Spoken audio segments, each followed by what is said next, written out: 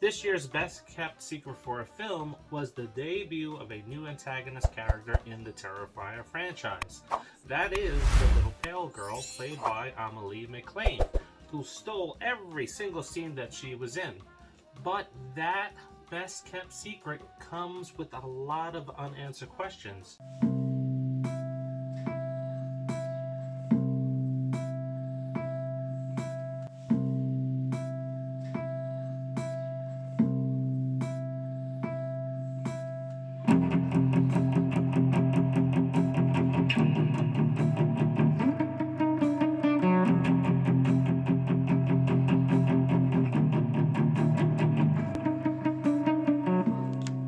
Who or what is the little pale girl?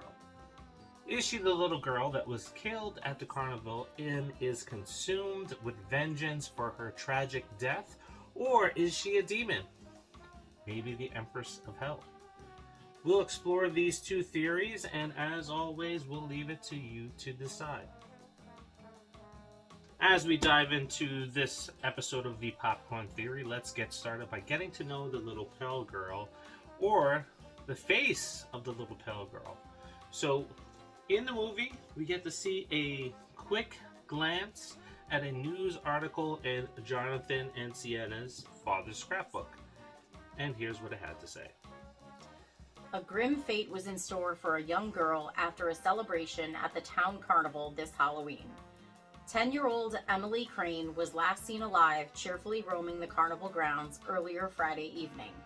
As the night progressed and the attractions closed, family members grew concerned as to her whereabouts. Several carnival goers worked alongside family and friends to search for the young girl, which came to an end shortly after it began.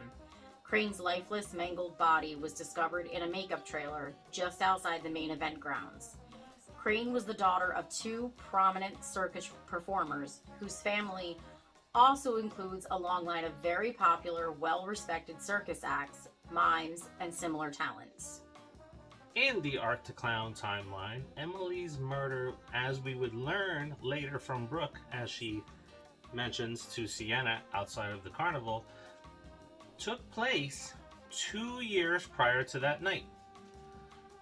This places it 1 year prior to the Miles County massacre. Didn't like a little girl get murdered out here a couple years ago? Alright. It's time to jump into the theories. Now that we got the backstory, we have the timeline, let's jump into our first theory where Emily and the little pale girl are one and the same. There are two minor clues in the film that reveal this to be a possibility. The first being that she only appears to Art at first. While she is in the laundromat with Art, the other person doesn't see her playing patty cake with Art. Shortly after, we see Jonathan flipping through his father's scrapbook. We do not know when he found it or how long he's had it in his possession, but we do see an excited Jonathan flipping through it and cross-referencing his findings on the internet, almost as if he just found the book and some missing pieces to the puzzle. It is here that Jonathan would be reminded of the death of Emily, thus allowing him the ability to see her the next day in school. After his encounter with her, he mentions her death to Sienna and not Barbara, his mom, which is why only Sienna sees her next and not Barbara before her death. Her appearance to the living almost appears to be like she's being summoned by the person who speaks her name or remembers her, something we have seen with Candyman, a vengeful spirit who cannot rest due to his unjust death. Who would do that? Candyman, Candyman, Candyman, Candyman, Candyman. I find this very interesting. Me too, that's why that's my theory. But this is not something we have not heard before. Candyman is like Kayako of The Grudge and Unrio, a person who dies tragically or in a fit of rage that unleashes a curse. Emily is now a vengeful spirit determined to kill those who summon her, and there are clues around this being true. This is convincing. This is very convincing. Now, I don't tend to lean towards this theory, but when you think about it, it all kind of adds up. There's the urban legend around the Onryo, and it makes sense. The little pale girl serves as a guide to Art, leading him to Jonathan. She then lures Sienna to the carnival where she died. What's wrong? Where are you? I'm at the old carnival. Eric and Sean left me here. I'm all alone. So that her vengeance can be felt. It is key to note that this is not Art's lair, but her own. Since she tragically died there, it would only make sense that she would kill those that know of her at the carnival. I saw this in a couple of articles where they declared this as Art's lair. I don't think so. In the previous 2 films, he was always in a boiler room in a building. So why all of a sudden is he in a carnival? Yeah, no, it makes more sense because she came from a carnival family. That would be her lair. And the next clue ties into that as well. After Jonathan is kidnapped and wakes up groggily, he looks around at his surroundings and sees the little pale girl sitting at a vanity Hollywood mirror. Originally, we thought this to be a nod to Monica Brown being mauled in the first Terrifier. However, as we have learned, Emily was mutilated in the makeup trailer, likely putting on mime makeup like those who performed at the carnival. Thinking back to the scrapbook, Emily is left out of those sketches, meaning she was not the demon that their father had envisioned, so this would clear her of being a demon. But why was a newspaper clipping in the scrapbook, along with other macabre things? This is something that we are going to explore in a future Popcorn Theory. The origin and lore around Sienna and Jonathan's father, and the possible ties to Art the Clown. Now, what did you think of this theory? I think it's pretty convincing. I think it's pretty convincing. I'm the one who said from the beginning that they're one and the same. I don't know. I'm not saying that I know exactly what the connection is or how it came to be, but I believe that they are one and the same. Now, I know some people are going to say, well, didn't you stay to the end of the credits? It's revealed what she is. However, also at the end of those credits, Damien did mention that he kind of tweaked this character a little bit. So I would not put it past him to change some things around with this character, depending on if the story leads him a certain direction. So I wouldn't bank on him just being a demon, but guess what? We have a theory for that one, and that's my theory. Our second theory is that the little pale girl is not Emily, but instead a powerful demon that is referred to as the Empress of Hell. And her not being in the scrapbook can be explained. First, the clues that show she is not Emily.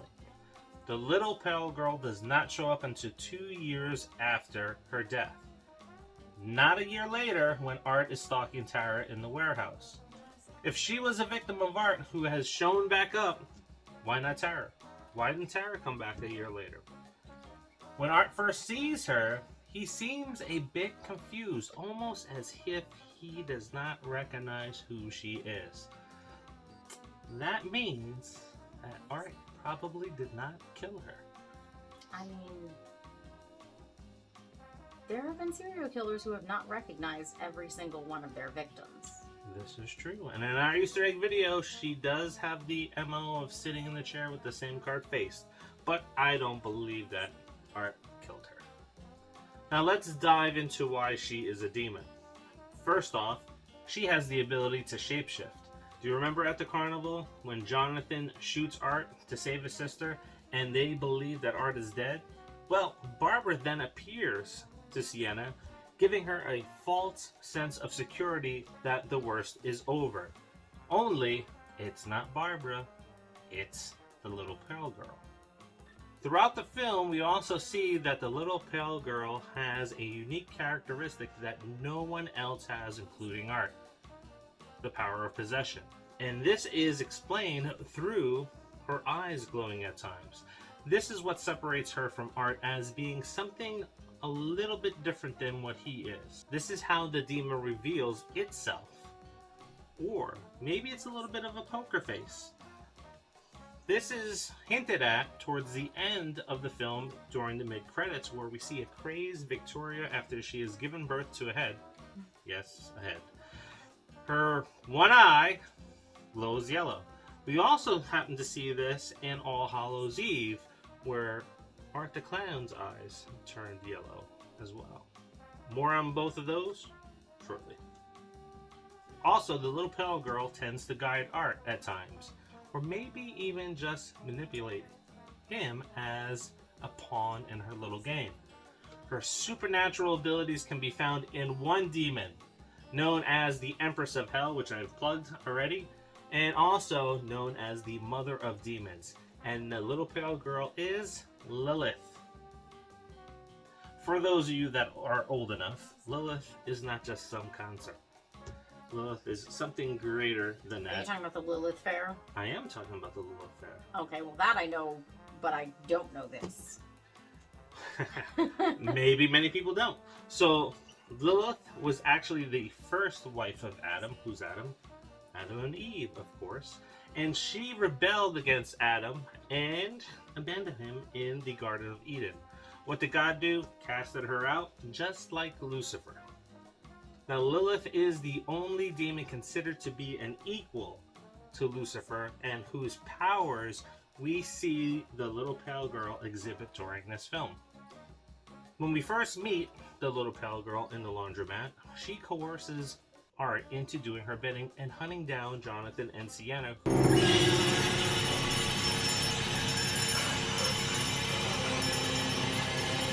who may serve a higher or holier purpose in Terrifier 3. Lilith's fall from heaven had prompted her to align with other angels in a war with heaven.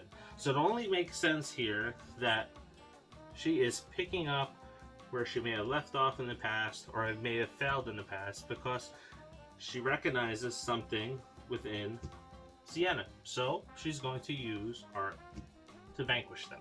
Lilith is also sadistic and toys with her victims before killing them. Something that we see Art do a lot in Terrifier 2.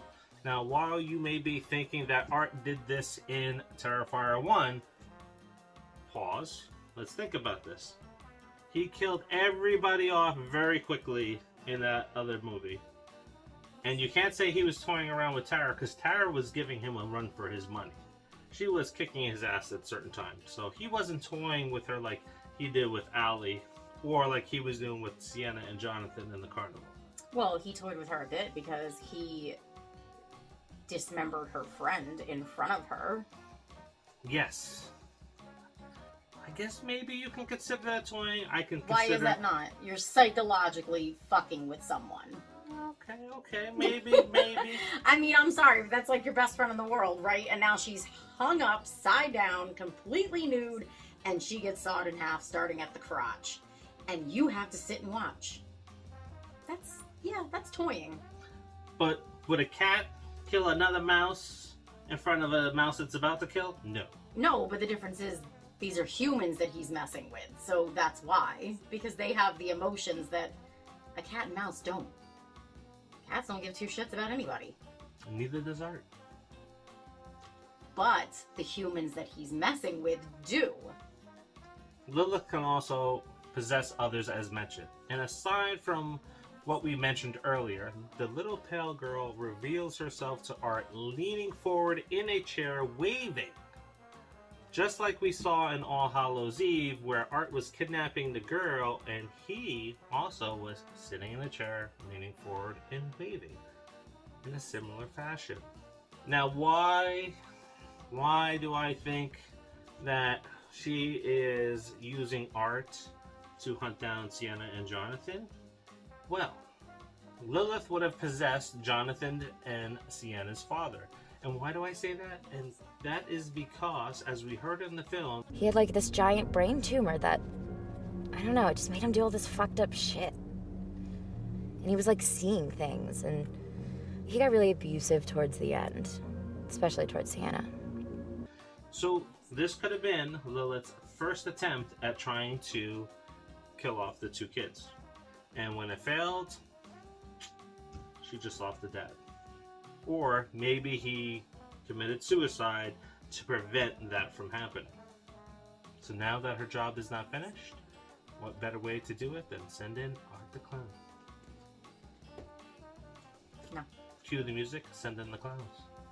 Now, a recent update to the lore of Lilith is that when she appears to humans, she likes to take the form of little girls, thus Emily. But why Emily?